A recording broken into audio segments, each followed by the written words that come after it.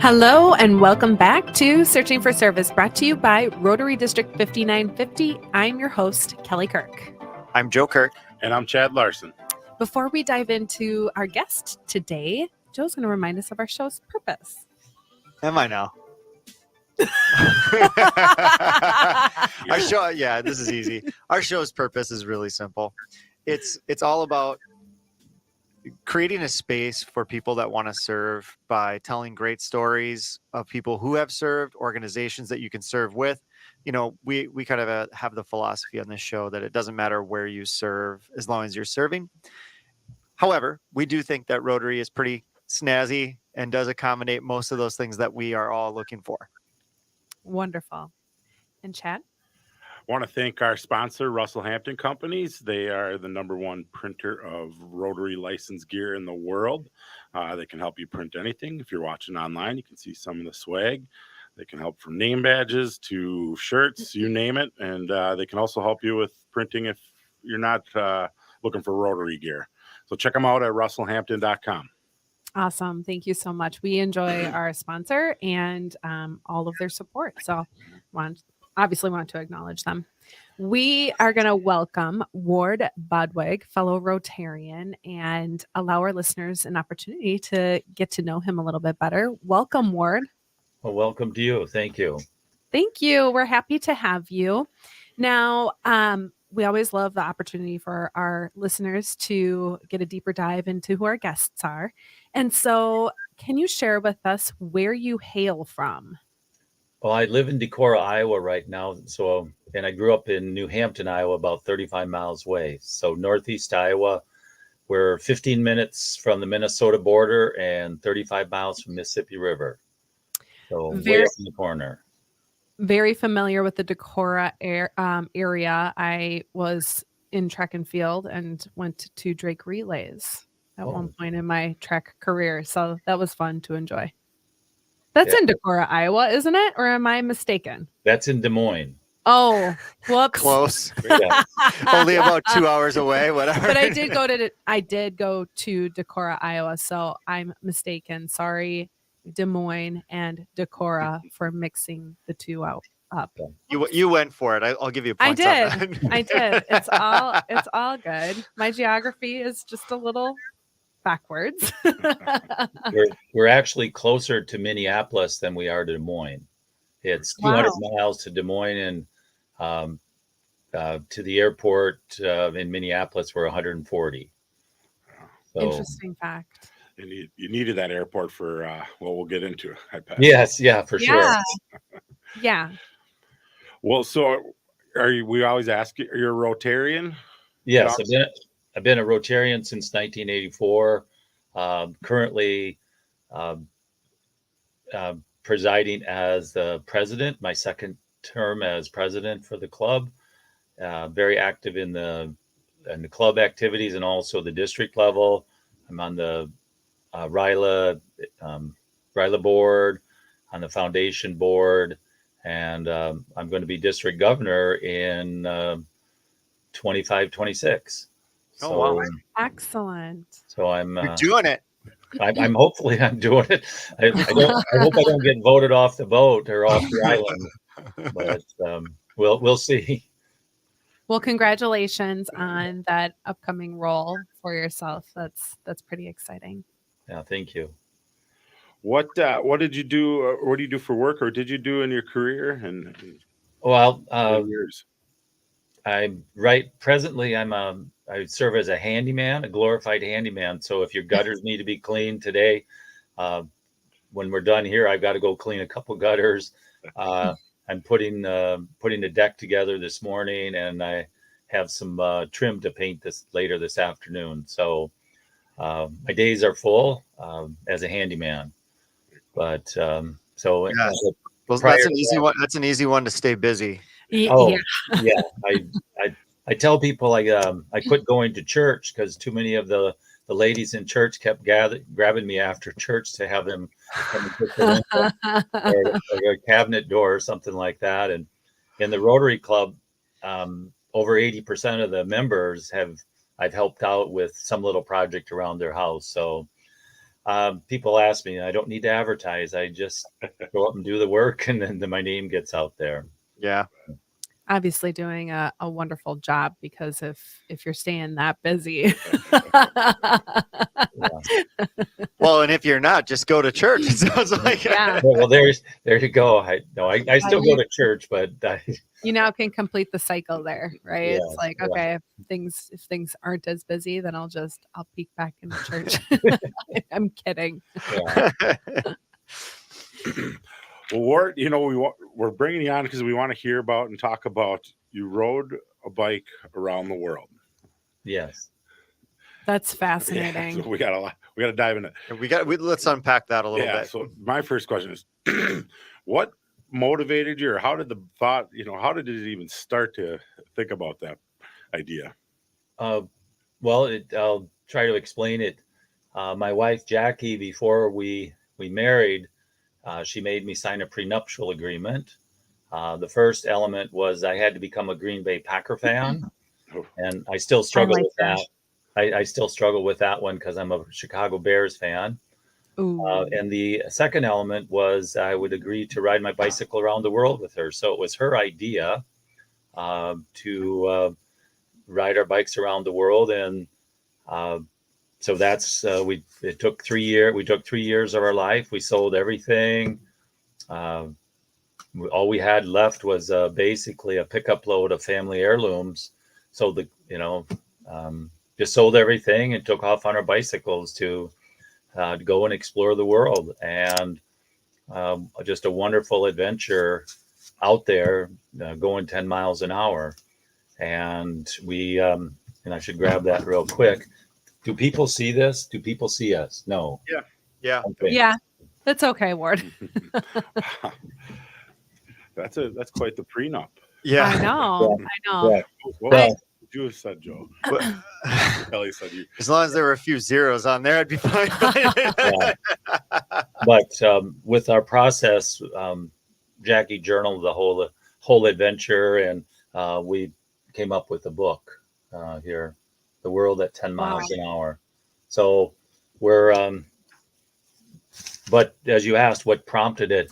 I guess my fourth grade geography book kind of prompted me to look at the world and explore it, because my dad was in World War II, 4 uncles, all in the military. So we'd receive postcards from Argentina, from Vietnam, and I just go, I'd look in my geography book and say, maybe someday I could go there, and maybe someday I could see that. And I kind of wish I had that fourth grade geography book, because I'd go check. So that was part of it. Jackie's encouragement of the prenuptial. It didn't take a lot for me to sign that part of it. So it was essentially her vision. And where did that come to fruition for her? Well, Jackie, I met Jackie on a bicycle ride across Wisconsin, and Of course you did. yeah, well, where else would you meet? And then when her and a friend, they rode down the West Coast on the Pacific Highway, and they carried all their luggage with them. And she said it's such a freeing element to know that everything you have is on your bike. That you go where you want, you stop when you want. You're going, like I said in the book, you're going 10 miles an hour, and you go, wow, we smell everything, we hear everything, we can, you're engaged in the world. And she goes, I just love that. And so her vision was to, let's bike around the world. And at the time, I owned Decora bicycles. So I was, well-versed in what bikes we should use and the mechanical ends of logistics. If the bikes break down, I carried enough tools, I could rebuild the bikes completely, which when you're carrying all your stuff, you don't want to carry all the extra tools, but I was prepared, and it actually came quite handy, me carrying the tools. And as we talk about service, I'd actually help fix other bicycles in other countries as I went along, which was just fun. If somebody That's broke down, I'd help them fix their tire. If something happened to somebody, and so that was just a real wonderful thing. It's so interesting. Where did you guys start? Well, we started in Europe, and we did 23 countries in Europe. We started in Germany because I have an aunt and uncle that lived in the Aschaffenburg area of Germany, and then went north through Denmark into Norway, Sweden, over to Estonia, and down through the Baltic countries, and then back into the Czech Republic and Slovakia, over to France, and so like 23 countries in Europe. That was June of 2007 till December of 2007, and we came home during that time for Christmas. Our oldest son, who's in the Marine Corps, was home on leave and was getting married, so we came home for his wedding, and then from there we went to Central America and did some service work in Panama, and then also in Costa Rica, and then from there we flew all the way to southern Argentina, to Ushuaia, Argentina, and then took 8 months in South America. Wow. Just going every way we could, and just visiting and learning, and then from South America, from Bogota, Colombia, we went to Auckland, New Zealand, and then from New Zealand, Australia, and between those two, it was 45 days 45 days in Australia and 60 days in New Zealand. And then up into Thailand, and Cambodia, Laos, Vietnam, China, Mongolia, and South Korea. And then June of 2009, we flew to Anchorage, Alaska, and we didn't get to the Arctic Circle in Norway or Sweden. So I said, Jackie, I want to go to ride my bike to the Arctic Circle. So from Anchorage, we rode up to the Arctic Circle, and then we rode the Alaskan Highway all the way down to Vancouver. And then we, in 2009, we touched the four corners of the continental U.S. So that was our 1,106-day adventure. Wow. That is so, it's so fascinating. And I mean, there's a lot of planning that has to go into mapping that out. So can you talk to He's probably like, nah, not really. We just rode. Well, I mean, how long did you agree? But you've got to have some sort of planning and prepping that is implemented, right? Or am I thinking too much about it? Well, for those that need to know where they're going to wake up every night, yes. Yeah. We knew where we woke up in the morning, but we didn't know where the day was going to end. Okay. And so that therein, that's the little nuance to it, is we all know where we're going to go to sleep, or well, we know where we wake up, but we don't always know where we're going to sleep that night. And you drive in your car, you go, I know I can make Fargo. I know I can get to Minneapolis. But on the bicycle, what if you break down? What if there's a headwind? What if you get invited to stay someplace that's really cool and interesting? When your goal is to see the world and learn the world, that's what you do. You don't walk away from those opportunities to learn from the culture, and it's not necessarily a tourist culture. And that's and we had 3 rules. The first one, it had to be safe, not cold, and not wet.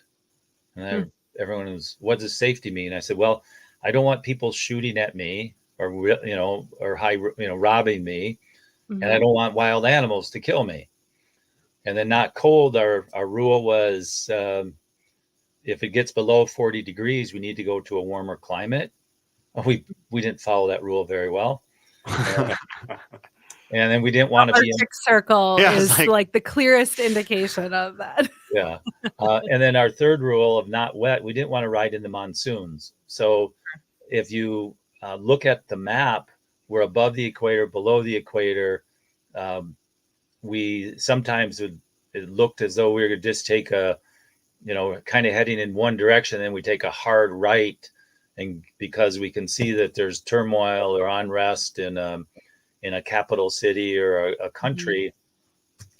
And just one example, we were supposed to leave Australia from Melbourne and fly into Bangkok. Well, our flight was delayed, no flights in and out. This was in 2009. Well, the red shirts of Thailand had taken over the airport, and the yellow shirts were complaining about the red shirts. And it was all over the news. And so our flight was delayed for 2 or 3 days. So we just had to stay in Melbourne, Australia at a campground until we could fly out. So as you said, the planning was, again, by those 3 rules, we had to plan our visas. Mm-hmm. And so when you go on a 3-year trip, you can't plan a visa that far out. Yeah. When we were going to go to China, we got our visas for China in Australia. So you have to go to the embassy there, and it will take 2 weeks. So you have to wait in Australia for 2 weeks. Okay. Just leave your passport and $700 to get the visa. And then for 2 weeks, we just explored, did a big loop out of Sydney to come back. So that's a little bit of the logistics which we didn't know as we were going to fly into Brazil from Central America. When we left on the trip, no visas were required for Brazil. But as January 1st of 2008, Americans needed a visa.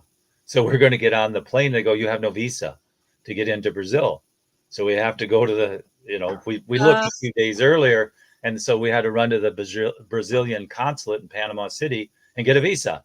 It was it was just interesting. And as we were leaving China to go into Mongolia, and we took a train through the Gobi Desert. And as we're getting there, everybody goes, you got your visa, you have your visa. And we looked online.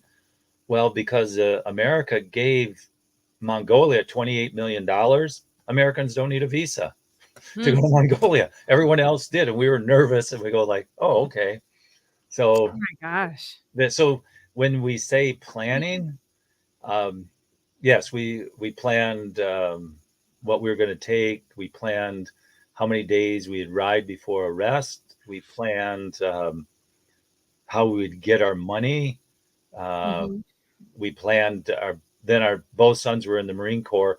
We also planned if they had any pre-deployment leaves that we would come home to see them before their pre-deployment. So those were the only plans we had. The one thing we didn't plan very well was, and I'll just tell people, make sure your credit card doesn't expire while you're gone. Oh no. Because we had no address to send it to. They go, well, and you needed a phone number, and you just make sure your credit card doesn't expire when you're gone. Yeah. So in that circumstance, what came of that, Ward? We were able to use our ATM, but we'd have people wire us money. Okay. So you were sending emails to people? I'm in Kenya. I need wire. Yes. Yeah. We were one of those. We were the ones that were doing that. But what we also found, and this happened in Laos, where we had money in the bank, but the ATMs went down in Laos because of a telephone line. And so, there the plan was we'd only take enough money to get from one major city to the other. In Laos, there's only a few cities that have ATMs. And so we had enough money to get to Luang Prabang. And so we're there, and the ATM goes down, and we go, uh-oh. So we downgrade from an $8 a night hotel room to a $4 a night hotel room. And and then we started, because we didn't have any money, and we started to eat for less than $1 a day, which we were hungry. But I can imagine how people who from Laos don't have money and they're eating for less than $1 a day as well. We were Yeah. prepared at that point to leave our passports as collateral for food and lodging. Oh my But gosh. so Talk, that's the plans. Ward, talk a little bit about, because I got to imagine you encountered a lot of really great people, a lot of great circumstances. Maybe talk about kind of how you guys approached each day, because it sounds like you were looking for experiences and you were looking for Yeah. to experience the culture, or just experience life on a day-to-day basis. So kind of walk us through that, because I'm assuming that some days you had more interaction with people than other days. And, did you end up staying for like a week in places because you really enjoyed the people? Like, just kind of walk us through how you guys, first of all, made the decision to do that, and then what you were like actually seeking. Okay. There's We a lot to would. unpack in that question. What's that? So it was a lot to unpack in one question. Oh, yes. With our goal to learn the culture, we made a kind of a secondary rule, and you add more rules as you go along. But if somebody asked 3 times, you accepted the hospitality. Here in America, we say, hey, come stay with me, come stay with me. They really don't mean it. We don't want anybody to come stay with us. But in a foreign country, if they say, come stay with you, they mean it. They're very sincere to that. So we would, if somebody asked 3 times, we go, well, they've asked 3 times. They're sincere to what they're offering us. We would, I grew up as a farmer, so my interest was agriculture, and Jackie's a dietitian, and she's interested in the food. And so, if somebody would say, teach us how to cook, or if I could go through and look at a farm or look at some machinery or something like that, I would just take that in as just a great opportunity to learn. As a Rotarian, I was a leader of a group study exchange to Mexico. So I'm interested in any aspect of culture, of education, just anything we can, just to say, I just want to learn. And I can say that I'm not prejudiced, because I know, I can say, well, our system is good. Theirs maybe could use some improvement, but I'm not going to judge and say, hey, theirs is terrible and bad, because, who are we to say anything? We're fortunate. And in that, I just feel very blessed that, that during the course of the day, you'd meet somebody and they say, come to our house for dinner. And if we didn't have a real plan for that evening, we would join. And it was amazing. I'm going to share a story. We were leaving, we were in Italy, and we're leaving Verona, Italy, and we're I love Verona. yeah, It's like beautiful.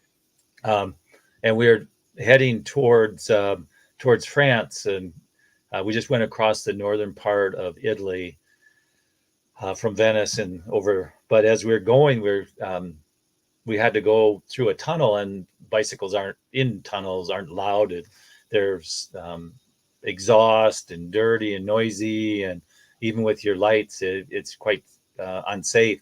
So this gentleman, Johnny, comes up, and he's on his light road bike, and he could understand a little English. And I said, how do we get around the mountain?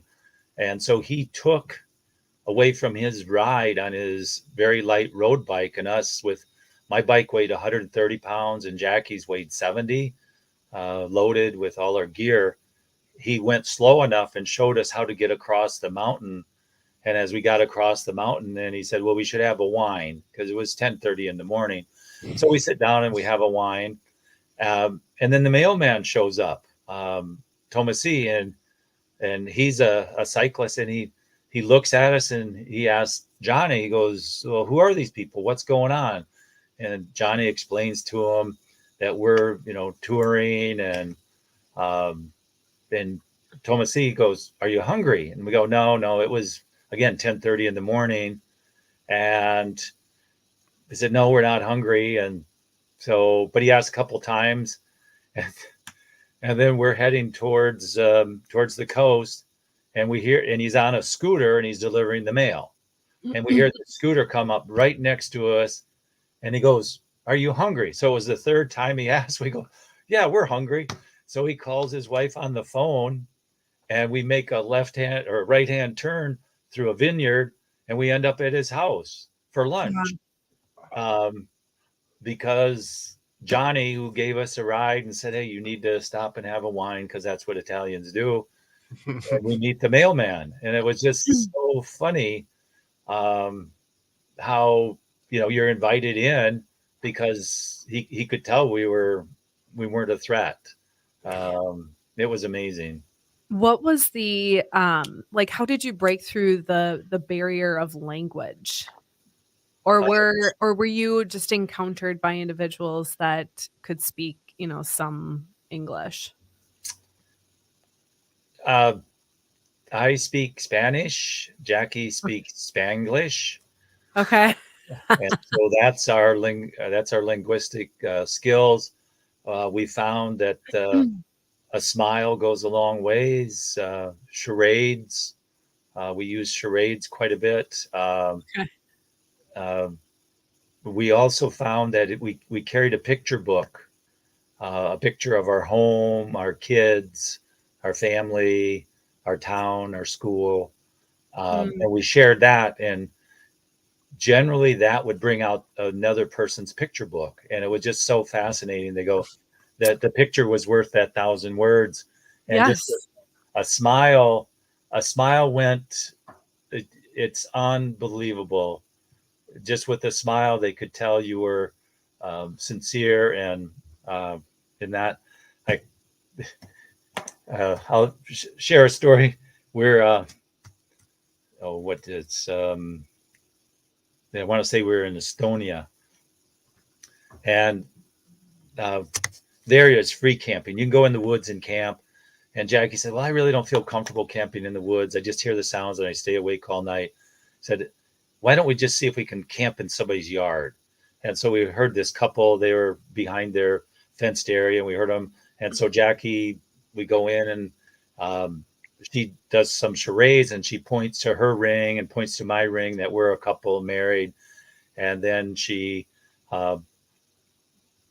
puts her hands like on her head to say I'm sleeping. And she goes tent to the yard and shows a spot in the yard where we could set our tent up. And the lady goes, yeah. And so as we're getting set up, she comes over and she says in Estonian, whatever, "Would you like a shower? Douche." And their showers are separate from the house and sauna. And so, we said that'd be nice, and sauna, and it's all wood fired. And I put myself through college cutting firewood. So I see all this wood that needs to be split and stacked. And Jackie does the signs of me chopping wood and stacking it and putting a smile on my face. And the lady's going, yeah. She's just, agreeing with us just by these charades.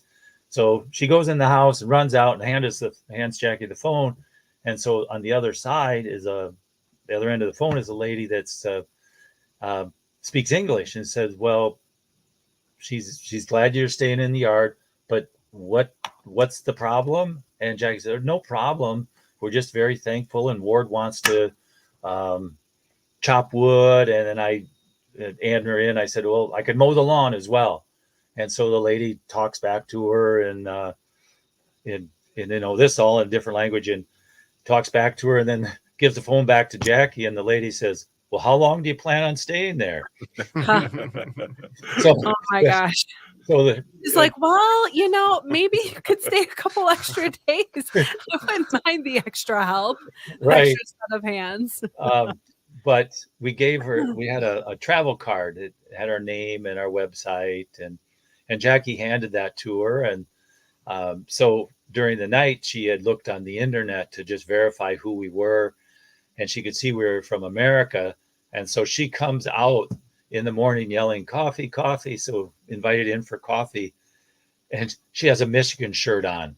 So, Oh. so the language wasn't that much of a problem.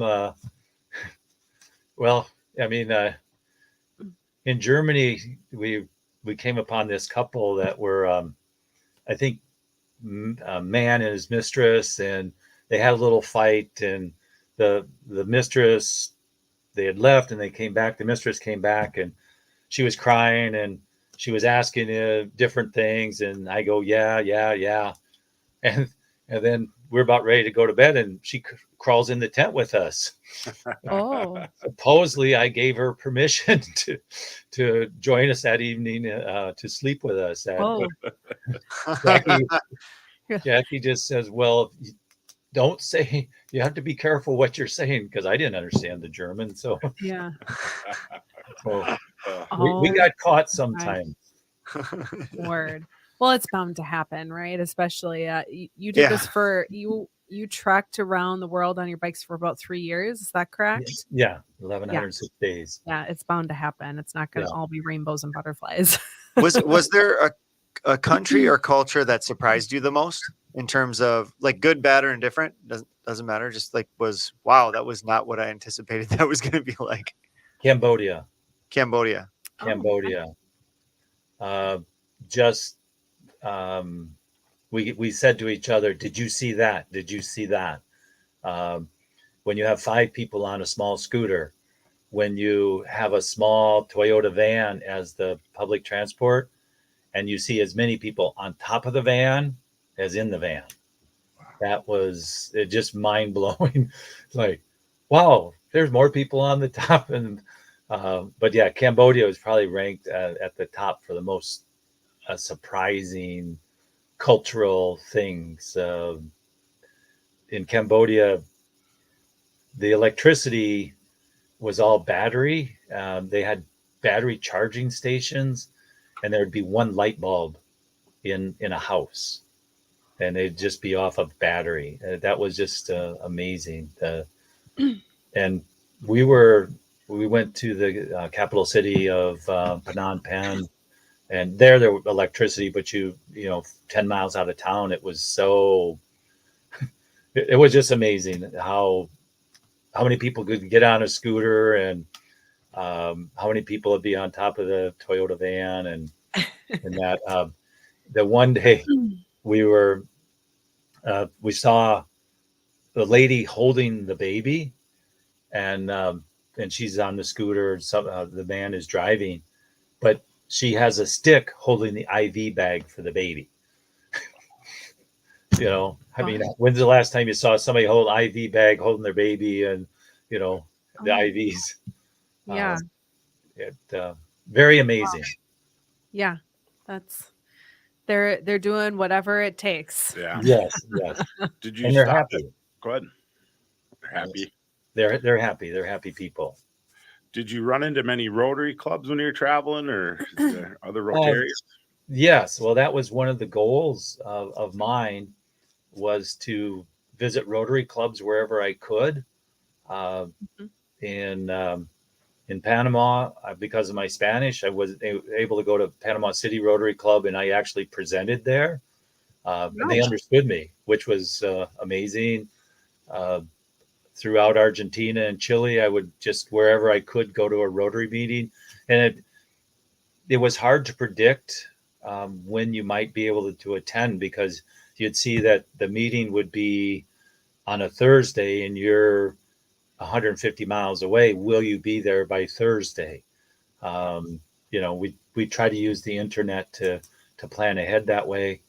So yes, I want to say I've been to Rotary meetings over 30 countries.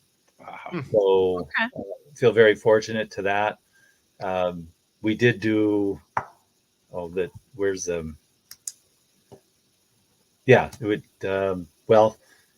of the stories I have that really puts kind of the wow in Rotary was we were in 92, Wilson and a group study exchange team from Brazil had come to Decorah for a week and stayed in my home and with my family. And so since 92, just visiting, sending cards back and forth and correspondence.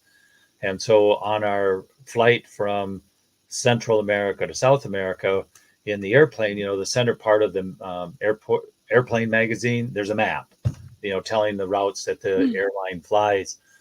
And so I pull that map out, rip it out, and I write one name on the map, and it was in the center part of Brazil. And I said, Jackie, I don't care what we do in South America, but we're going to go visit Wilson in central Brazil in the Pantanal. And so as we went to Ushuaia and start working our way north and we get towards Brazil, we start sending some emails to Wilson saying, well, we're going to be there close to July 4th and that. And so just like anytime you have visitors come, you send more emails more frequently. And so we're about a day's ride outside of Tangueira de Serra. And so we're going to check the internet one last time. We're maybe 20 miles away from the city. Just make sure that Wilson's home, our address is correct, phone number is good. And we're going to check the internet. And as we're approaching the internet, this car just cuts right in front of Jackie and just almost takes her out. And Jackie's going, these Brazilian drivers are insane. They're crazy.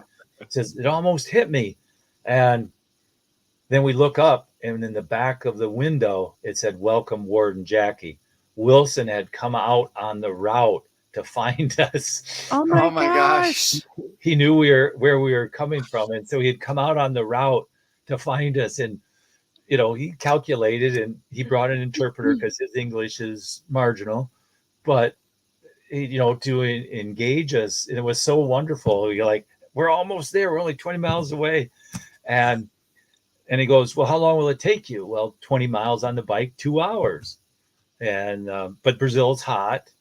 And he didn't tell us there was this mountain that we had to climb for a half hour in 95-degree heat. And it was with our bikes, again, weighing 130 and 170 pounds. That's just a lot of weight. So we're, sweat's coming off our elbows. And we get to the top, we see a little rest stand. So we have a Coca-Cola. And so we're heading down the road towards his city. Well, here's a camera crew he sent out, the TV station, to video us of us riding our bikes into his town. And I'm like, oh my gosh. Well, I don't speak Portuguese, and that's all they could speak. But, they took pictures and we smiled and that. And this is the part that is totally amazing, is we're about an hour late. And it's 95 degrees. He had his entire Rotary Club at the entrance to his city, standing there in the heat for an hour to welcome us in. And they had a banner that said, welcome, Ward and Jackie, to Tangueira de Serra. And I thought, would we do that? Would we, as service, would we do that? That there was just, you can't beat that. I mean, you can, but it was just, it was amazing to have all the Rotarians, the whole club. And then there were 2 clubs in his town, and we went to those Rotary meetings. And we did a service project in Rwanda, Africa. And the Rotarian who was leading that, we went to that Rotary meeting and presented. In Shanghai, went to the Rotary Club there. In South Korea, in there, the Rotary clubs have their own their own house. And so I went there in the afternoon to see what time the meeting was. And they said, oh, it's at 7. So I went back at 7. I had to sit with the president of the club, who didn't speak English, but we had an interpreter. I had to sit right next to him as a special guest. And so every beer he had, I had to keep up. And every sake he had, I had to keep up. Oh my gosh. It wasn't that fun. It was fun, but Next day. It was fun until it wasn't fun. yeah, it was. Yeah. But the club just embraced me, and they had gone out because they knew I was coming. They had gone out and bought gifts for Jackie. Hmm. And so I go back to our hotel. We didn't camp that night. Go back to the hotel, and I said, this Rotary Club gave you all these gifts.